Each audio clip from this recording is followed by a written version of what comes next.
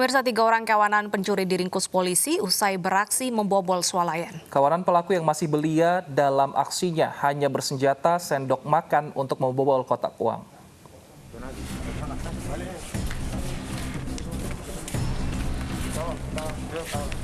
Trio pencuri ini diringkus petugas Satreskrim Polres Gresik karena membobol swalayan, stasiun pengisian bahan bakar umum, dan counter telepon genggam. Yang mengejutkan adalah senjata utama aksi mereka hanya satu, sendok makan. Sendok inilah yang digunakan para tersangka untuk membongkar kotak uang. Tak tanggung-tanggung, selama aksinya mereka telah membawa kabur sejumlah dagangan senilai puluhan juta rupiah. Polisi menyita 1.500 bungkus rokok, puluhan unit telepon genggam, 1 unit sepeda motor, sendok makan, dan penggaris logam yang menjadi alat bantu tersangka. Modus operandinya mereka akan memasuki sebuah rumah atau toko dengan cara membobol dari plafon yang ada di masing-masing TKP. Dengan alat yang sesederhana ini bisa mereka melakukan kejahatan dengan total kerugian yang cukup besar. Kawanan tersangka yang masih usia belia diringkus setelah polisi mendapatkan rekaman CCTV dari sebuah swalayan yang memperlihatkan aksi kawanan tersangka. Cara menentukan kamu itu jadi sasaranmu gimana? Gambaran, Pak. Jalan-jalan. Oh, kamu jalan dulu, kamu gambar TKP-nya. Iya. Oh, gitu. Salah satu tersangka merupakan residivis yang bebas kasus narkoba karena asimilasi. Akibat perbuatannya, kawanan tersangka terancam hukuman 9 tahun penjara. Dari Gresik, Jawa Timur, Agus Ismanto, iNews melaporkan. Ruang isolasi di Kota Tangerang, Banten sudah terisi penuh. Beberapa hotel pun dipersiapkan untuk dijadikan ruang isolasi. Pemerintah Kota Tangerang mempersiapkan beberapa hotel untuk dijadikan ruang isolasi. Angka penularan COVID-19 di Tangerang didominasi klaster keluarga, sehingga ruang-ruang isolasi tambahan ini dikhususkan untuk klaster keluarga. Penggunaan hotel dengan kapasitas 120-160 ruangan direncanakan akan dimulai minggu ini. Tenaga dan perlengkapan medis pun akan dipersiapkan. Kita rencanakan mudah-mudahan di akhir minggu ini, kita rencanakan ya. Nah, tapi kita lihat kondisinya seperti apa ya. Apakah terjadi penurunan, apakah masih terjadi lonjakan dari angka harian, kita lihat kebutuhannya. Yang penting kita komitmen pemerintah kota akan terus siap melayani kebutuhan masyarakat. Kapasitas hotel sendiri berapa banyak? 120-an ya, cukup besar itu. Itu kalau itu kamarnya. Kalau nanti ada yang keluarga kan dia bisa sekamar berdua, sekamar bertiga begitu. Pemerintah Kota Tangerang sebelumnya sudah mempersiapkan 4 lokasi bangunan milik pemerintah untuk ruang isolasi dengan kapasitas 210 kamar. Namun, angka terkonfirmasi positif COVID-19 yang terus bertambah membuat Pemkot harus mengambil langkah antisipasi. Hingga tanggal 3 Oktober 2020, 1.687 orang dikonfirmasi positif COVID-19. 60 orang dikabarkan meninggal dunia. Dari Tangerang, Banten, Sukron, iNews melaporkan. Dan pemirsa, untuk mengetahui bagaimana langkah dari pemerintah Kota Tangerang, sudah bergabung bersama iNews Siang Wali Kota Tangerang, Bapak Arief Wismansyah. Selamat siang, Pak Arief. Selamat siang, Mbak. Baik, Pak Arief, ada berapa hotel yang nanti akan disediakan untuk isolasi dan kapan sudah bisa digunakan oleh masyarakat? Kita sedang menyiapkan 1 hotel, kapasitasnya terakhir itu 165 kamar. Dan mudah-mudahan mulai besok sudah bisa beroperasional. Ini menambah kapasitas rumah isolasi yang dilaksanakan oleh Dinas Kesehatan. Karena sebelumnya di luar rumah sakit yang tersedia, dari 31 rumah sakit, kita menyiapkan untuk rumah isolasi itu ada 4. Puskesmas Pandunggangan Barat, Puskesmas Gebang Raya, Rumah Perlindungan Sosial Dinas Sosial, kapasitas 60, terus juga Puskesmas Jurumudi Baru kapasitas 60 itu total kurang lebih 170 kapasitasnya, sekarang ditambah 165 kamar dari hotel, insya Allah Hotel Kiryat yang ada di Kota Tangerang. Untuk masuk ke ruang isolasi fasilitas pemerintah ini, apa saja syarat yang dibutuhkan, Pak? Syaratnya dia positif, begitu aja ya. Jadi syaratnya positif dan juga mereka memang tanpa gejala begitu ya. Kalau yang gejala ringan bisa ditaruh di puskesmas yang kita sediakan, dan juga rumah sakit yang tersedia. Karena kondisinya memang ini sudah berangsur-angsur lebih baik begitu dari minggu sebelumnya. Saya waktu minggu kemarin ngecek itu memang penuh semua, makanya kita langsung persiapkan hotel ini dan alhamdulillah besok sudah bisa beroperasional.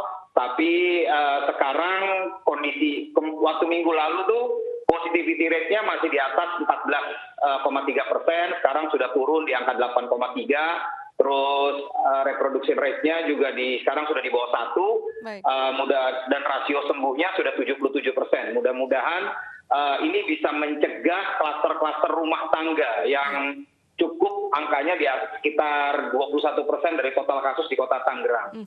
Karena biasanya, ya gimana Mbak? Baik, dominasi klaster keluarga seperti yang Anda sampaikan tadi. Lalu bagaimana pembagiannya per kamar? Adakah ketentuan seandainya dalam satu kamar hotel berapa anggota keluarga yang boleh menjalankan isolasi di sana? Ya, sementara ini satu kamar satu orang, ya. Cuman kalau misalnya ada keluarganya yang terpapar, dia bisa jadi satu kamar, bisa berdua, bisa bertiga, begitu, ya. Ini juga akan dipakai nantinya diatur per lantai, ya, akan dimanfaatkan juga untuk tenaga medis, tenaga kesehatan, ya. Mudah-mudahan tadi kita bisa memutus rantai penyebaran COVID di Kota Tangerang lebih baik lagi.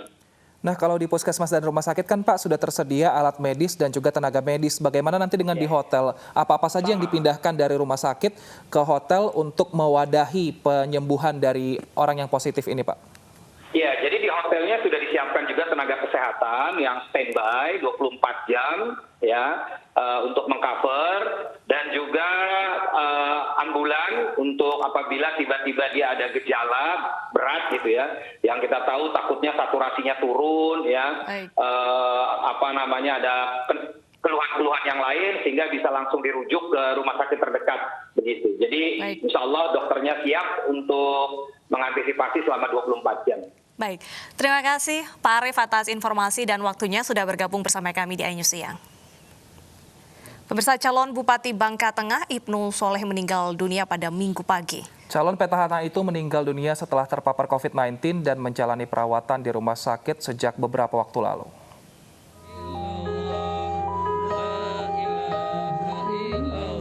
Setelah menjalani perawatan di Rumah Sakit Bakti Timah sejak 1 Oktober kemarin, calon Bupati Bangka Tengah Ibnu Soleh dinyatakan meninggal dunia Minggu dini hari tadi.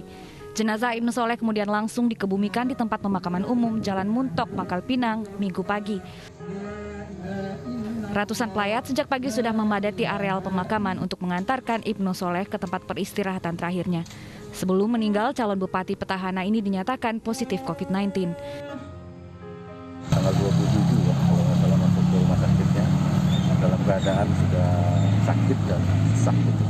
Sudah juga ada riwayat demam berdarah, DM, dia letus, dan sudah beberapa 2 hari 3 hari dalam keadaan kritis.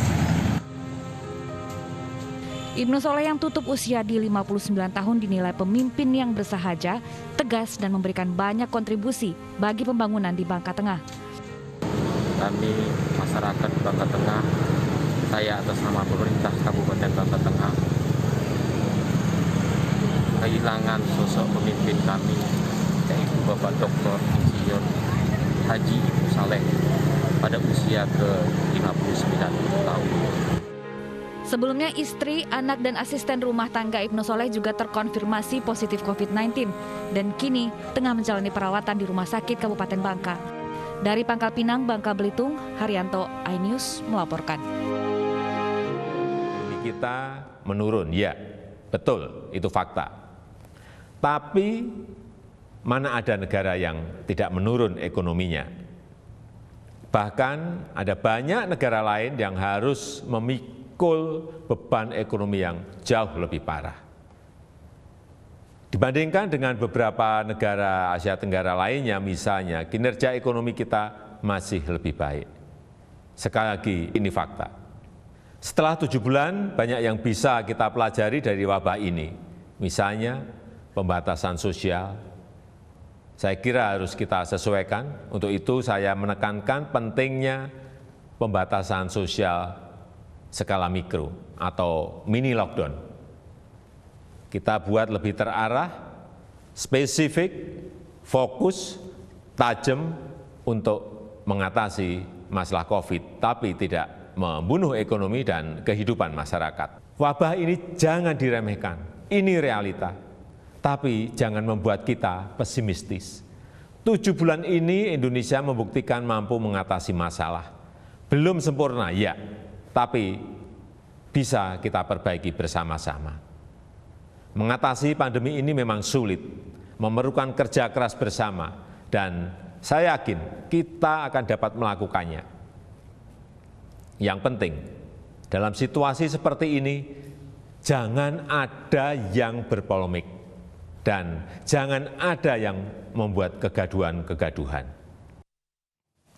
Pemirsa, 6.000 jamaah menjalani umroh dengan protokol kesehatan COVID-19 yang ketat. Informasinya akan hadir usai jeda berikut, pemirsa. Tetap bersama kami.